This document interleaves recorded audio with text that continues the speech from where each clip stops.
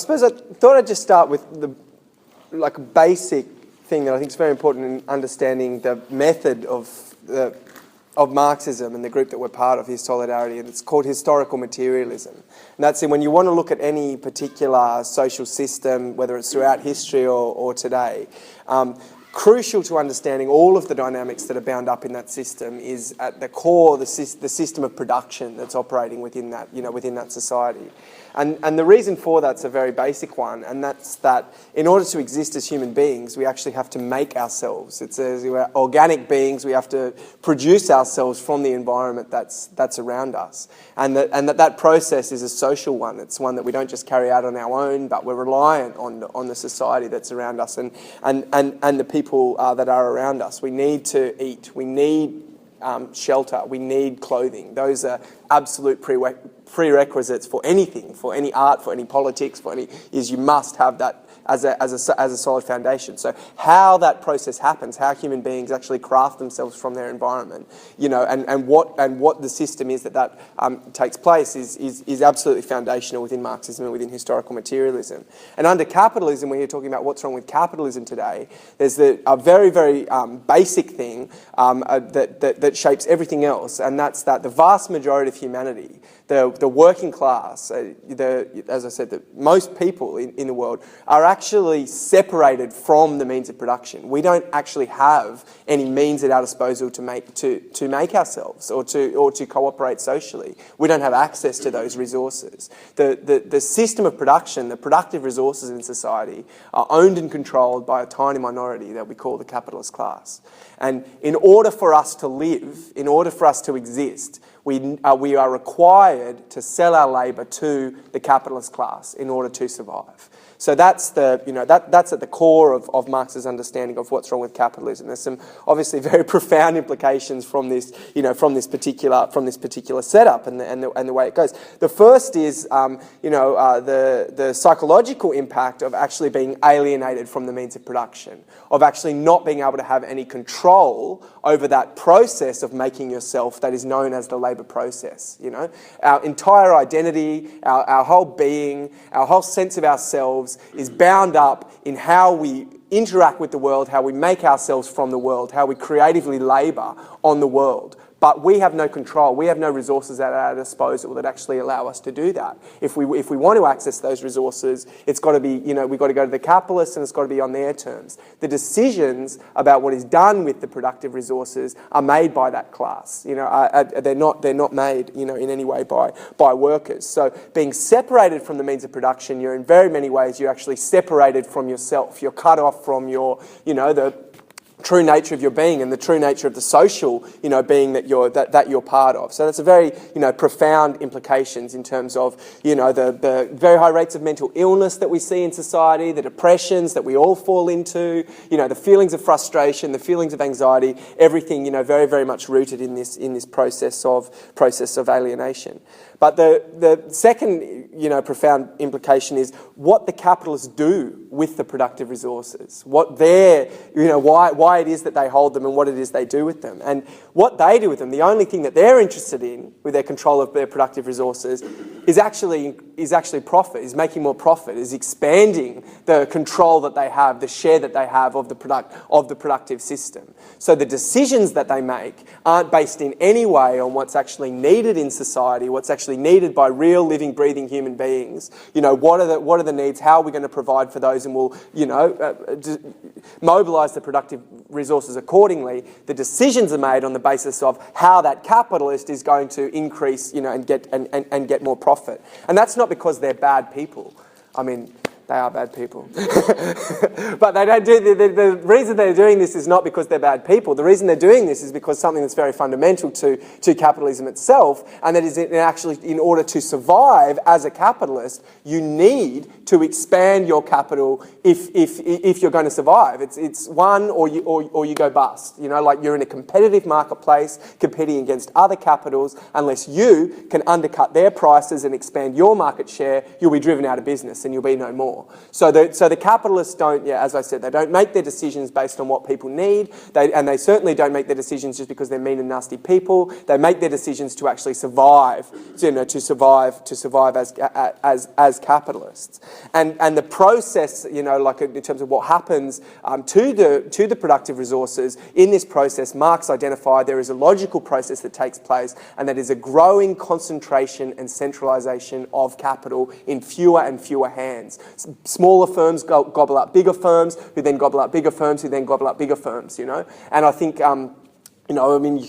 people talk about the 1% and the 99%. I mean, the reality in today's society is literally the 0.001%, and the rest of people, in terms of, if you want to look at, the tiny, literally hundreds of people controlling, billions, hundreds of billions of dollars worth of resources in terms of, making those decisions about where investments are going to go. And then there's the state, the state actors, which will bring in, which I'd argue, again, are essentially the states are controlled by a tiny minority, despite the appearance or charade of democracy. So there's society's needs are not met. On the one hand, you have this complete anarchy in the process of production, where these capitalists are just competing against each other, and then there's just the obscene injustices that you see that go along with that are part of it. On the one hand, mass homelessness. While on the other hand, huge, houses and office blocks and other things that are completely empty. But under capitalism, there's no way of actually solving that, because those houses, those office blocks are controlled by people who just want profit. They're not interested in housing the people that are, freezing to death on the street. There's the starvation. In our world, people starving every single day, every second of every day, people dying of starvation around the world, while literally at the same time, grain is being tipped into the sea because there's, it's a surplus and there's no market. They can't actually sell the grain on a profitable basis, etc. So you have these deep injustices, that are just so glaringly obvious, but because of the way this productive system's actually set up, there's nothing you can do about it, because, as I said, the decisions are made on the basis of what's going to profit, not on the basis of what society needs. I mean, the other profound thing that takes place in terms of the way that capitalism's set up is it just consistently goes into crisis, and must go into crisis. It's important to say what happens in a crisis. What happens in a crisis is essentially capitalists just stop investing. It's not like there's not work to do.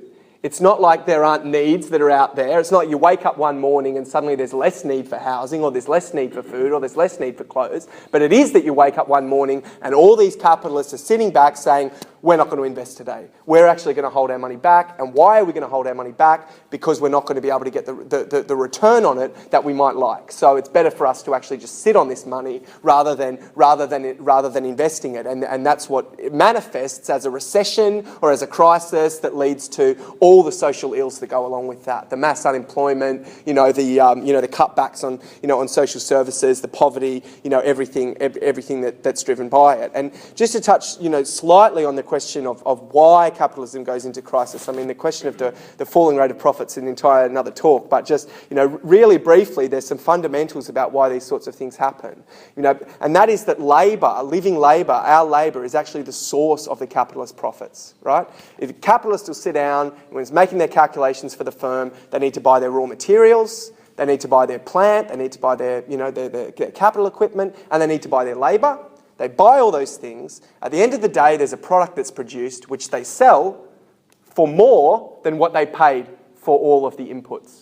Now, why can they sell it for more than what they paid for all the inputs? They can sell it because something's transformed in the process, living labour has entered into the process, has added value to all of those resources, and the capitalist is the one who walks away at the end of the day with the living labour, with the surplus value, what we call the surplus value.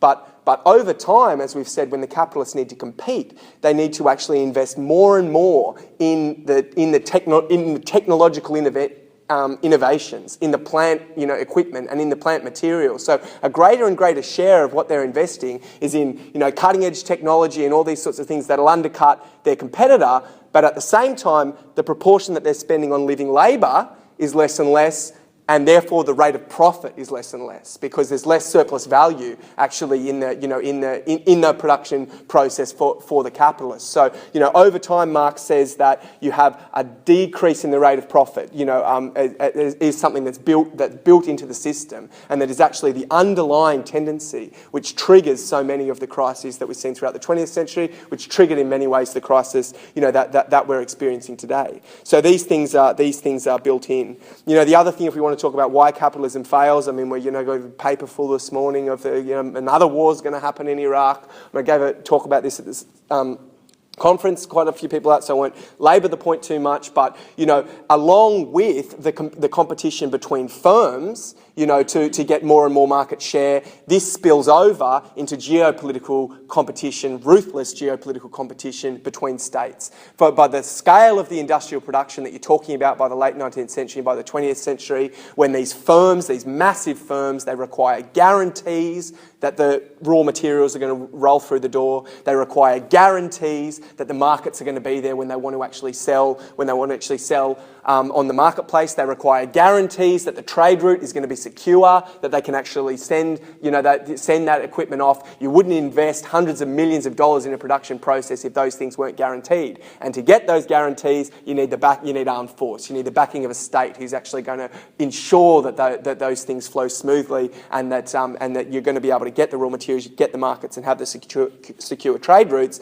And that means that these firms that are competing in the international marketplace, there's a process of military competition that actually goes on between the different nation states who are housing those firms. So this too, again, isn't just because Tony Abbott's a bad guy. He's definitely a bad guy, but he doesn't want to bomb Iraq just for that purpose. He wants to bomb Iraq to project the interests and project the power of Australian capitalist firms on the global stage. He wants to send a clear message to China. He wants to send a clear message to Russia. He wants to send a clear message to the United States, about the particular way that Australia is going to line up and make sure that BHP's shipping routes will be uncontested, that Woodside's gas fields will be secure in Australian hands, because people will fear the power and the military might that's actually behind those firms, in the form of Australian imperialism. So imperialist competition and war, if you want, any confirmation that these things are fundamental and built into the system, you only need to look, at the 20th century, the bloodbath of the 20th century, and also at the ongoing things that we see today. I think probably, there's one of the things that illustrates it most graphically in terms of the failures of capitalism is the ecological catastrophe, that has been caused in a whole range of ways, and now is, of course, posing an existential threat to, human civilization, which is, of course, climate change. And it gives you an example, I think, of of this anarchy that we've been talking about that's in the system, and of just how mad the system really is. I mean, anyone will tell you, including every single capitalist government all around the world, except for maybe Tony Abbott's one, that climate change is real, that the thing's in total crisis, that this is going to be catastrophic, the sea level's going to rise, there's going to be billions of refugees, the whole thing's going to go. But every single day they wake up, they pull coal out of the ground, they burn it, they pull oil out of the ground, they burn it, they wake up the next day, they do more, they open up new gas fields. They know the consequences of this. They know full well. But because of the way production is organised and the way the productive decisions happen, those decisions happen for the profits of those individual firms. There's no force in society which can actually say, stop burning the coal now. That would be very nice if we can just stop that and build some of the renewable energy that we need. But I think also, it really shows up the charade of this so-called democracy. I mean, any opinion poll you look at, people want more solar power. I think it was 90% or something I saw the other day of Australians when they're polled, do you think there should be more solar power? They say yes, because people aren't stupid. Of course there should be more solar power. But where again is the social force that will actually be able to deliver that, and all we're allowed to do is debate the question of how we're going to solve climate change within some very strict limits, where the interests of the capitalist class, who actually control the media in which this debate's taking place, who control the parliament in which this debate's taking place, all of the limits are set around which sort of little market mechanism might we be able to put in place that means all the capitalists can continue to make money, and maybe we'll get some small shift to gas and maybe a little bit of wind down there. There's no space in that Sydney Morning Herald. There's no space in the Australian Parliament. There's no space in the Australian newspaper for a discussion that says, how about we actually take all the resources off these guys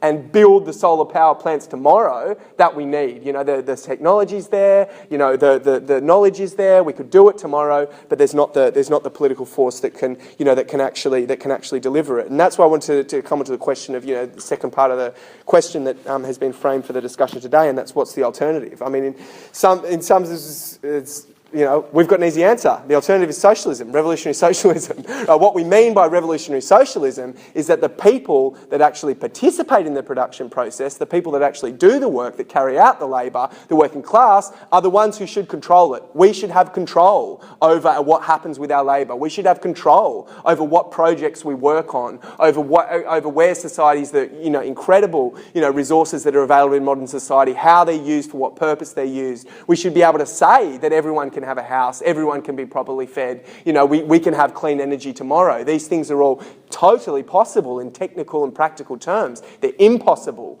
under capitalism, under the system of politics and economy we have under capitalism. We say that workers need to democratically control the means of production, not in some far-off parliament where we elect representatives who go down, you know, and do it for us. Day to day in our own workplaces, there should be democratic councils that we participate in. We don't just work, but we also participate in debate and discussion about what the purpose of that work is, about how the goods that we make are going to be distributed. You know, all those, you know, that our vision is for workers' councils, is for democratic control of the productive system, and also for there would be, you know, centralised bodies, centralised councils, you know, Soviets that coordinate to plan the economy, you know, on a more grand scale, with a vision to what the whole of society needs, with a vision to, you know, to delivering across the board, but the representatives would actually come out of the workplace level, would come out of the democratic, you know, control at the local level of the workplace, and would be accountable to that democratic control, you know, sort of at the local level. So, you know, our vision is for complete democracy, you know, communism, complete democracy, you know, in terms of the decisions that we all make, you know, regain control, take control over what is ours, our living labour and that labour process. That's what we mean by socialism. That's what we're talking about when we talk about socialism. You know, how do you get there? That's the question. You know, it would be very nice if we were there now. But I think just in terms of, don't have too much time for the discussion, but there's been two major polls, I think, like in terms of, I mean, leave aside for a question the question of Stalinism. I mean, that could hopefully come up in the discussion. You know, the fact that there were a whole range of regimes during the 20th century that took the mantle of socialism, but there was precisely the same alienation in those societies in terms of people there were dictatorships. These were, you know, state control of the economy, not democratic people's control of the economy. And we can have some discussion about that. But in terms of what I want to finish on, the two sort of poles in terms of how we get, you know, to this socialist society that have, you know, traditionally been there is, on one hand, there's a reformist vision. They say, well, all these policies make really good sense, right? You like what I'm saying, we should all have houses, we should all have food, we should have clean energy, that's all really good. Why don't you just stand for Parliament? Why don't we just stand for Parliament, get elected, we'll go down to the Parliament and we'll make the law that will build clean energy and everyone will have houses, and, you know, that makes sense, right? There's a parliament, there's a democracy, there's an election process. You know, we'll just, you know, that's known as reformism. You know, we can reform the system. We can go in and take government and, you know, and do it. I mean, there's the two problems with that. You know, the first is that whenever any serious movement that is seriously challenging, you know, the status quo in terms of the interests of the ruling class starts to emerge within Parliament, it will be very, very ruthlessly fought against by the ruling class who actually own and control the reins of power. And there's plenty of examples in the 20th century of when reformist governments have been elected only for there to be things like military coups, or, you know, even on some sort of, you know, smaller scale, you know, manipulation of the press and lies and, you know, slander and everything mobilised to try and eject, you know, reformist parties from the parliament. But in the more extreme examples, such as Chile, as soon as you got a government, you know, in Chile in the early 70s that was saying the sorts of things, we're going to have socialism, that, you know, the ruling class shows its true face, they have a coup, they turf them out, and they hold on to the factories, which has always been the source of their power. So for us, looking at that history, looking at those experiences, we say you're not just going to be able to go to Parliament, and make these reforms. They're things that are going to have to be forced. We're going to have to extract those resources from the ruling class. We're going to have to take control, physically take control, and militarily defend, the taking control of the means of production that are currently being held, by that tiny capitalist elite. So that's the first thing about it. The second thing is that the process of democracy, the process of thoroughgoing democracy that we're talking about, is actually something that we all have to learn to be able to do. It's not something, in theory, yes, we could wake up tomorrow and do, but,